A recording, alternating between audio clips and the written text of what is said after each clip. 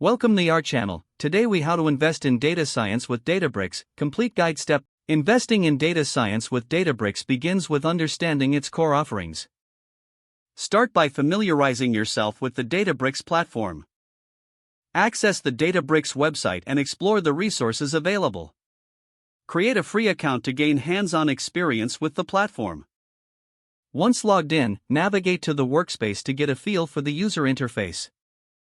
Explore the Notebooks feature, as it allows for collaborative coding and data analysis. Begin by uploading a sample dataset to your workspace.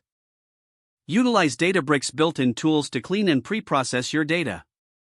Take advantage of the visualization features to gain initial insights. Next, focus on learning Apache Spark, which is the backbone of Databricks. Utilize the free resources or tutorials provided on the Databricks website. Consider enrolling in a structured course to deepen your understanding. Experiment with various machine learning algorithms available in Databricks. Run small projects to apply what you've learned in real-world scenarios. Join the Databricks community forums to connect with other users. Seek out mentoring opportunities to gain insights from experienced data scientists. As you grow more comfortable, start integrating Databricks with other data sources. Explore orchestration tools within Databricks for better workflow management. Consider investing in Databricks premium features as your needs expand. Stay updated with the latest trends in data science and machine learning. Regularly practice your skills by working on diverse datasets. Document your projects to build a portfolio that showcases your expertise.